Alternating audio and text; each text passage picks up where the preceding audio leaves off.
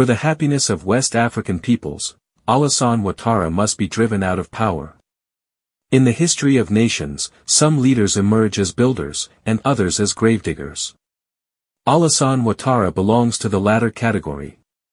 His stubborn obsession with clinging to power, at the expense of the constitution, of justice, and of peace, has turned Côte d'Ivoire into a battlefield of resentment and division.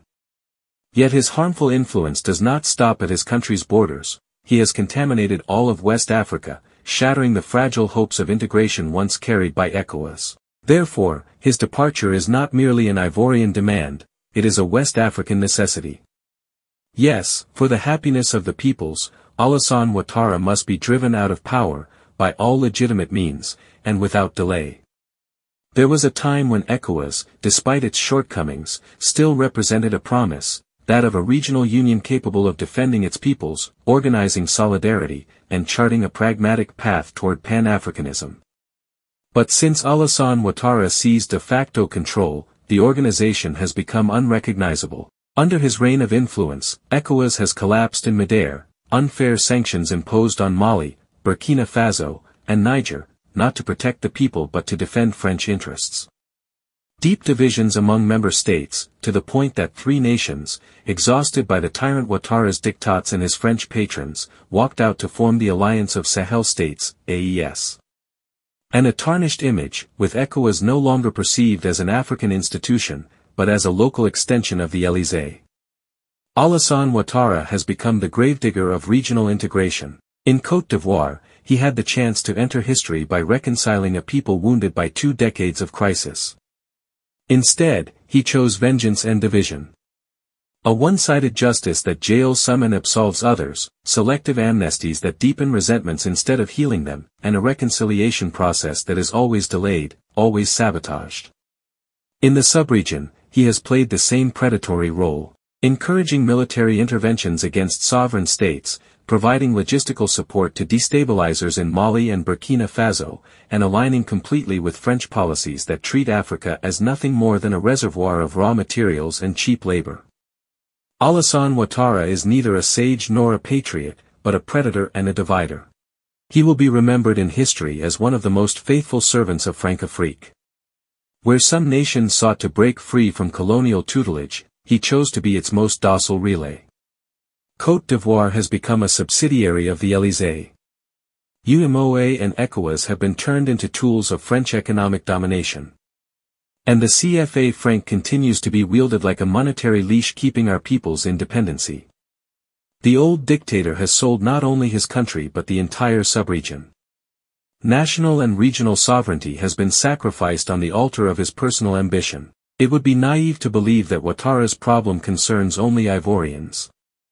His maneuvers, intrigues, and compromises have contaminated all of West Africa.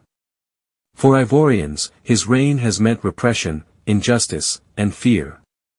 For West Africans, he has embodied the obstacle to fraternal and sovereign union. For history, he symbolizes those men who, instead of building, destroy the very foundations of regional unity. His departure must not be the sole responsibility of Ivorians. All the peoples of the sub-region are concerned. For when one man turns a regional organization into a field of ruins, when he sells off our collective sovereignties, when he divides in order to reign, he becomes the enemy of all. The peoples must unite their voices, their forces, and their struggles. Faced with an illegitimate dictatorship, all legitimate means of resistance must be mobilized. To refuse to act is to accept resignation.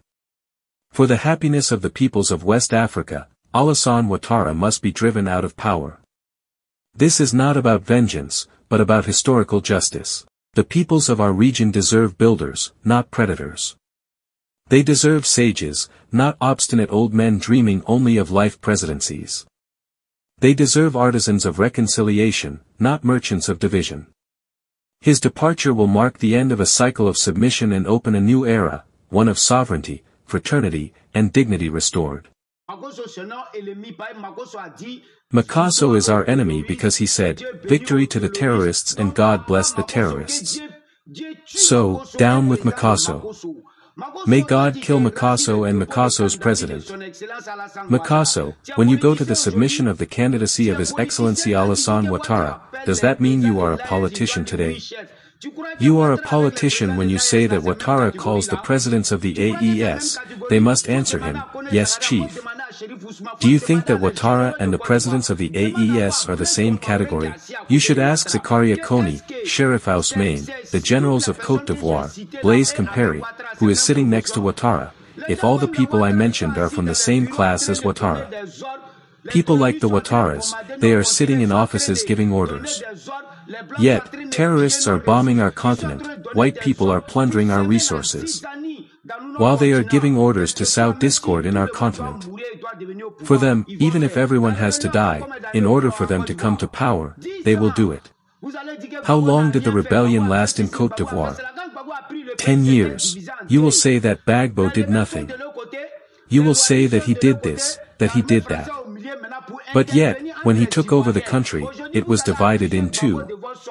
The rebels are on the other side, the loyalists are on the other side, and the French army is in the middle to intervene between the Ivorians.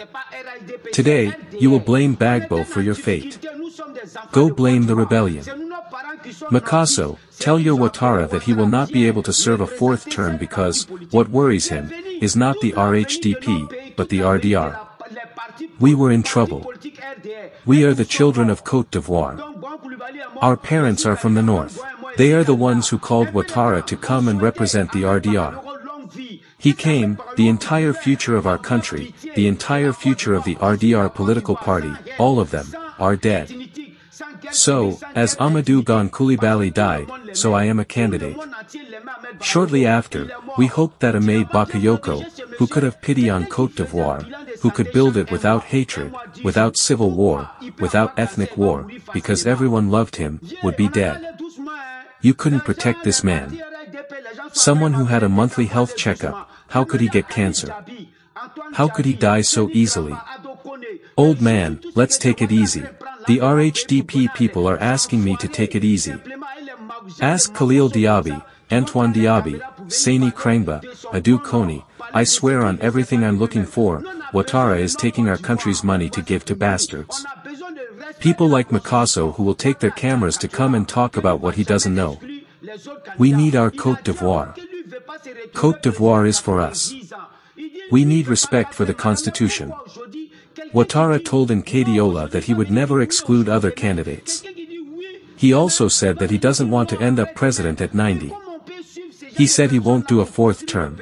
So why would someone who said no today say yes tomorrow? Someone who says yes tomorrow will come and say no the day after tomorrow. But how can we follow this kind of person to build the country, to build the future of our country? Makasso, we will never forgive you because you said God bless the terrorists. The people I mentioned, Zakaria Koni, Sheriff Ousmane, Blaise Compaoré, Assimi Goïta, Abderrahmane Tiani, His Excellency, Captain Ibrahim Traoré, they are the ones who are military.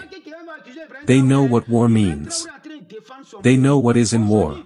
They are the ones who died at the front, because of puppet presidents like Ouattara. So they decided to take power in hand, in order to focus on their people, to develop their countries at the same time. Who can blame Ibrahim Traoré? Ibrahim Traoré is defending his country. Today, all the soldiers of Burkina Faso, the VDP, the FDS, are there. If you can carry a certain amount of ammunition to go into the field, you will take what your strength allows you. Before, there was no such thing. We saw the French army training Malian soldiers with wooden weapons. Why is the French army going to show the whole world that we are not afraid, because we are not aware of what we have to face? Today, if they have decided to take their destiny into their own hands, glory to God. I am at attention in front of all the soldiers of the whole world. Zakaria Koni, Sheriff Ousmane, I respect you. I am afraid of you only and not of this old man. I know that this old man is a liar. He cannot create anything. In the name of God, he cannot create anything. The RDR party must live after his death. This party must still represent the children of the north of our country. Why is Ouattara going to impose himself without giving someone the chance to govern the country? Honestly, let's face it. Who is he?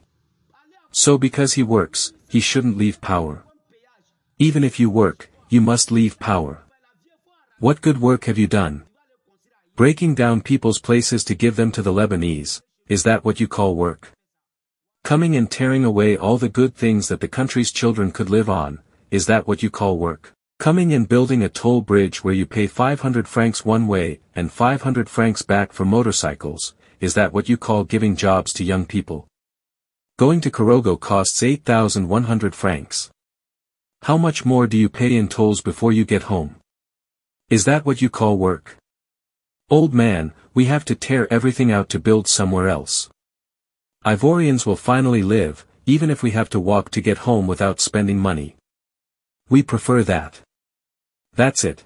Chris Yapi does not lie. Find Chris Yapi on his 2 YouTube channels, his Rumble channel, his TikTok, X, Instagram, VK and Threads accounts.